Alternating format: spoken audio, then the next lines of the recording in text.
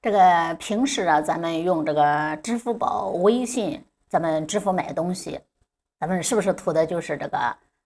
方便还快捷啊？但是呢，如果说啊，我告诉你，现在有一种就数字货币啊，号称比这还稳，还能够全球秒到账，但是呢，却可能是美国设下的超级金融陷阱，你们敢信吗？接下来啊，咱们就来深挖这个藏着2500亿美元的惊天局稳定币。先跟大家伙通俗来说一下什么是稳定币。这个简单来说呀，它就是一种绑定现实货币啊，大多就是锚定美元的一种这个数字货币。普通的虚拟货币就比如说比特币，价格一天能涨跌20%，像是坐过山车一样。但是呢，稳定币它就像是被拴住的风筝，死死的定在1美元的价值上。一个泰达币，一个美元硬币，永远对标1美元。它打着去中心化支付、跨境转账、零手续费这样的旗号，让你感觉到用它来做生意筹币比银行汇款香太多了。可就是这个看似完美的金融神器它正成为美国收割全球财富的一个镰刀我们深入研究了这个比特币这个东西之后越挖越觉得背后发凉。在大家的这个认知里，数字货币它可能就说是一种新兴的投资品，或者说支付手段。但是呢，你绝对想象不到，这看似人畜无害的一个稳定币背后它隐藏着美国收割全世界的终极计划。目前来说，全球稳定币的市场规模呢，已经达到了惊人的2500亿美元。那这是一个什么概念呢？要知道这比世界上很多国家一整年的这个财政收入还要多。更加离谱的是，这么庞大的一个市场竟然几乎是被2家公司所控制的。一家呢就是泰达公司，他们发行的这个泰达币流通量高达了1500亿美元左右。另外一家呢是 CQ 公司，其发行的美元硬币呢也有600多亿美元的一个规模。那这2家公司加起来它就控制了稳定币市场份额的70%-80%的这样的一个份额，简直就是垄断性的一个存在。你们说这件事儿它可不可怕？一个涉及巨额资产的一个市场居然被少数几家私人公司操纵，你说这背后蕴含的这个风险和隐患呢，可想而知而他们还在不断的宣传这个稳定币的好处，说什么稳定币可以让全世界就那些穷人可以说连银行卡都办不了的穷人也能够用上这个数字钱包，还能配合马斯克的这个星链卫星是改变世界的黑科技。但是呢，我们仔细想一想，这逻辑它根本就说不通你说那些就穷的连银行卡都办不了的人，那本身就没有多少资金哪来的钱去参与所谓的稳定币交易呢？这明显呢就是在忽悠人。实际上稳定币这个游戏根本就不是为穷人设计的，而是针对有点钱或者说有钱人尤其是中产阶级，是为他们设下的一个陷阱。在当今贫富差距巨大的这个世界里，美国的这些金融巨头们他们的目标就是让我们把这个更多的资金投入到稳定币等数字资产当中。从本质上来说呀，这是他们妄图掠夺其他国家货币发行权的一种手段。通过这个稳定币呀，他们可以绕过传统的金融体系，在全球范围内来吸纳资金，进而呢，影响其他国家的一个货币主权和金融稳定。美国现在拼命的在推动稳定币相关的法律的规定，其实呢，就是为了给这个陷阱给它披上一层合法的外衣。他们呢是想找更多的冤大头来接盘美元。那一旦美元信用出现问题，那稳定币就可以作为一个备胎，继续来维持美国的金融霸权。而且如果说真的是出了什么大事的话，美国政府还可以把这个责任都推给这些发行稳定币的公司，自己则能够置身事外。那说到这儿可能有人就会问了，说这个稳定币和比特币它们到底有什么区别呢？很多人呢都以为稳定币是比特币的升级版，这其实呢是一个很大的一个误区。比特币呢号称是去中心化的数字货币，它强调的是不受任何中央机构控制，而这个稳定币呢则是彻头彻尾的中心化产物。你可以把发行稳定币的公司把它看作是一家银行，他们呢掌握着稳定币的发行权和控制权。那从支付角度来看，如果说比特币想要成为真正的数字货币，稳定币对它来说既是机遇也是挑战。一方面呢，稳定币比这个比特币更适合用于日常的购物付款，因为它的币值相对稳定，不存在像比特币那样大幅的一个价格波动。但是呢，另外一方面呢，如果说这个稳定币能够把整个数字货币市场的一个蛋糕给做大从而吸引更多的人来进入这个数字货币领域的话那么比特币也可能会因此受益，能够获得更多的一个关注和投资。那我们再来深入的说一说这个稳定币它的一个运行的机制这也是它收割全球的一个关键这些发行公司号称每发行一个稳定币就会在银行存$1做抵押但是呢，问题就来了，你说谁来监管这些抵押资产呢？2021年呢，泰达公司就被曝光他们储备资产里大量是商业票据以及高风险的债券，真正的现金储备连承诺的一半都不到。那一旦市场恐慌用户我想把这个稳定币换成美元，那么这些公司他们根本就拿不出足够的现金来兑换，直接就引发了这个风暴就像是把这个钱呢，你存在一家没有这个监管的私人银行里，哪一天这个老板呢卷款跑路了，那么你的血汗钱呢就打了水漂。最近呢，超火的一个概念就是真实世界资产代币化，和稳定币更是狼狈为奸。简单来说就是把这个房子债券黄金这些传统的资产包装成区块链的代币。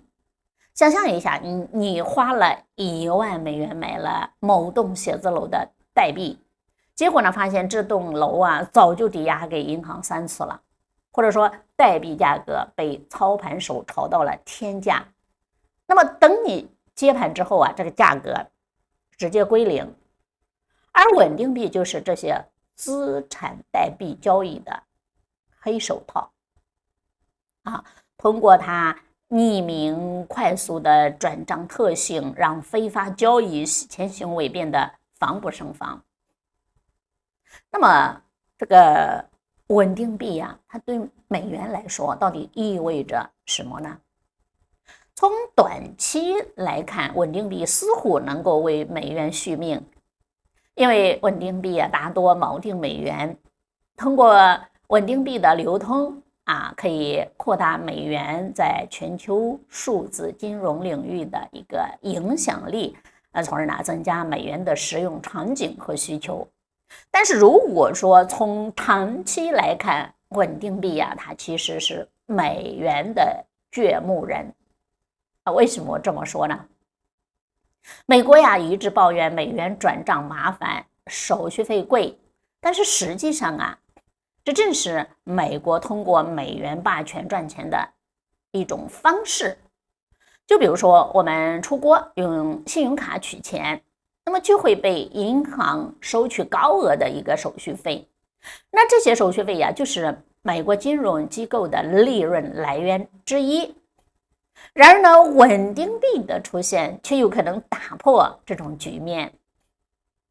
由于稳定币依托区块链技术，具有跨境转账速度快、成本低的一个优势，那越来越多的人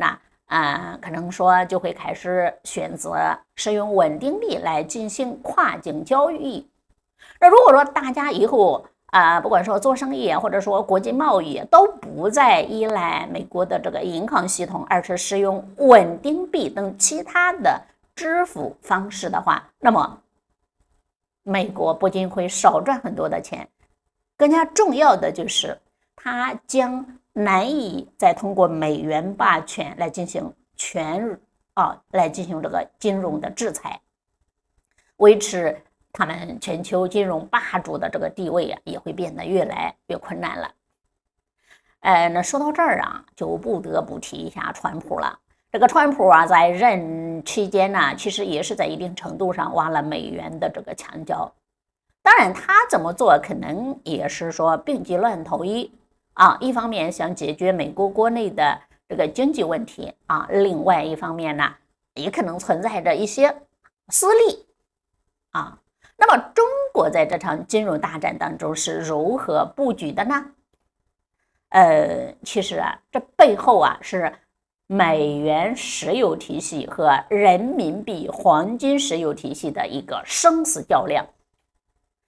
大部分搞金融投资的人可能都不太明白中国政府到底在下一盘什么样的大棋。就算是明白了也很难轻易的放弃手头的利益。目前中国实行外汇管制，外国资金可以换成港币，但是很难进入内地。如果说美元真的崩盘，那么从历史经验和市场规律来看港股可能会先出现一个暴涨，而 A 股呢可能相对来说会比较稳定。那对于那些在国外有资产的人来说，那他们最理想的情况呢，就是赚美元的最后一波钱，然后呢，将这个资产转移到中国，购买中国的资产。但是呢，实际操作起来却特别困难。那些超级有钱的人他们的资产大部分分布在国外的一些外币基金美股、国债、西方的房产、保险以及各种公司的股份当中。那要让他们把这些资产全部转到中国几乎是不可能的。一方面呢，是因为手续比较复杂，另外一方面呢，他们也担心在中国投资会遇到各种问题，怕玩不过中国市场。而对于那些移民到国外的人来说，他们更是难以看清真相，不愿意承认自己当初离开中国是一个错误的选择，所以呢也很难将这个资产转回国内。相对来说，就那些资产规模不是特别大的那一类人，操作起来呢就会相对容易一些。如果说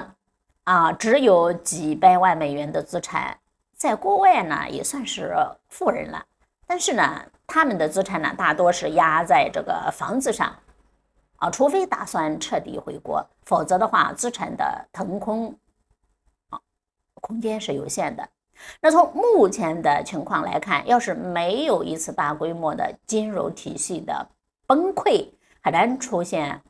外国人将大量资产从纽约转移到上海这样的一个潮流即使有的话，也是一些小打小闹。那中国现在的策略就是有选择性的让一些对中国经济发展有用的人进来给他们提供调整资产的机会。就比如说那些经营了几百年的中东商人，中国明白未来肯定是会有一场金融决战，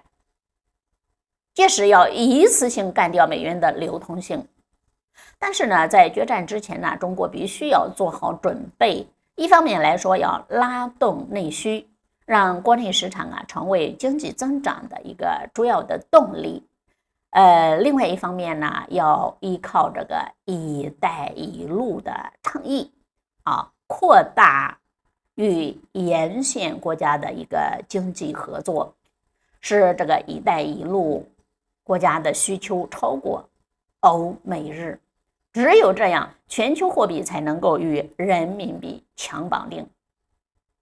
中国才能够在未来的全球金融秩序当中占据主导地位，让老百姓都过上好日子，实现消费升级，在全球范围内买。那么为什么香港要搞稳定币呢？香港呢，它是全球最自由的金融中心之一可以说是一个金融赌场，同时呢，也是人民币的一个缓冲区。